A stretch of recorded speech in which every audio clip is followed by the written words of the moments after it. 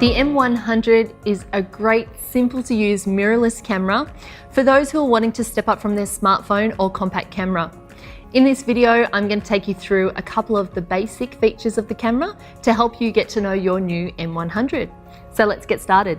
One of the first things you may need to know is how to attach and remove the lens. So to do so, it's very simple. You just need to hold down this button here and at the same time twist the lens on and off. When attaching the lens, please make sure that you match up the little white circle on the lens to the white circle on the body of the camera. In this position here, the lens is locked away, which is a really safe way for traveling with the camera in a bag. To utilize the full potential of your zoom lens, you need to unlock it by using this lens retract button here and simply rotating the lens to utilize the full zoom here. Once again, if you want to pack that lens away, do the same thing in reverse. On the top of the camera, you can see how simple things are, which is really great about the M100. We have the on and off button, which is in the middle of our main mode dial, which really only has 3 key features. The first one is the automatic mode, which is really simple. It's an intelligent auto mode, and it will help to decide what your scene is as you point the camera to it. For example, if you're taking photos of people, it will automatically put it into portrait mode for you. If you're taking photos of a landscape, it will change it to landscape mode. So that's a really great, simple way to get you off on a good start with your new camera. The next mode down on the camera dial is the camera shooting mode. This will allow us to access the full range of shooting options that this camera has for you. And lastly, we have the movie mode. So when you want to take a little video recording on this camera, very simply move your top dial down into the video record. Now, when you're in the shooting mode here, to access the full range of manual shooting modes, you simply do so through the screen. When we press this dial here, you can see very simply on the back of the screen how easy it is to jump into one of the manual modes to one of the preset shooting modes that the camera has available to you. If you're shooting close-ups, you can just press the close-up button on the back of the camera.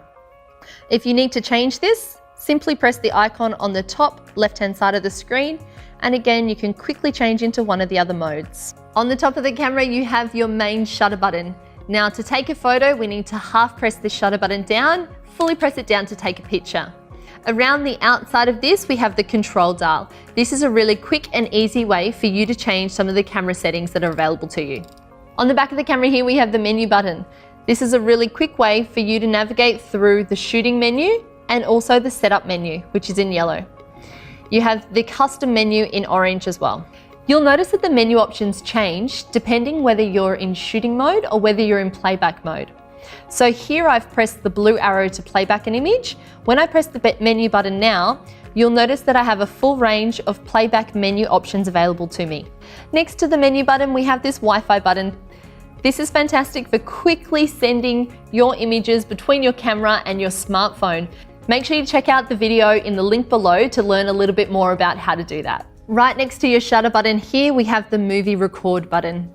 It's quite simple to start and stop a movie no matter what mode you're in. Even if you're shooting in a standard preset camera mode, for example, portrait, we can simply start and stop the movie recording simply by pressing this red button here.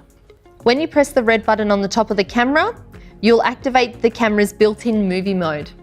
You'll know you're recording a video because on the back of the camera, you'll see this little red dot with record written next to it. It'll also have a counter that's counting up how many seconds you've been recording for. To stop the video, it's very simple. Just press the red button on the top of the camera once more. The quickest way for you to navigate through all of the most commonly used settings on this camera is by pressing this button here, which is to activate the Q menu. By activating the Q menu, you can quickly jump between any of the options on the back of your screen. On the back control dial here, if you press the up key, you can then access your exposure compensation. This is a really quick and easy way for you to brighten or darken your images. To change the information that you see on the back of the screen, it's very simple to do. Just press the info button, which is located on the down key. As we toggle through this option, we can have a variety of different information screens appear to us. The flash button is located on the side of the camera. When we pop this button forward, the built-in flash automatically pops up. You'll notice on your right-hand key, you have an option here to turn the flash on or off. You can also manually close the flash to turn it off. To play back your images, simply press this little blue arrow on the bottom of the camera. When you do so, your images will pop up on the screen and you can simply use the camera's built-in touchscreen to navigate right or left to see your images. One thing that I love about this model is the pinch zoom. So if I want to see the detail in this image, I simply pinch to zoom in nice and close.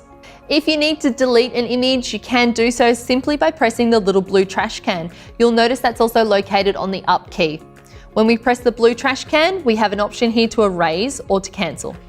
Another really excellent feature of this LCD screen is the very angle. I love that I can lift the screen up to change depending on what my subject is. If I need to take a group photo or even a selfie, I can simply flick the screen up so that I can see myself in the image.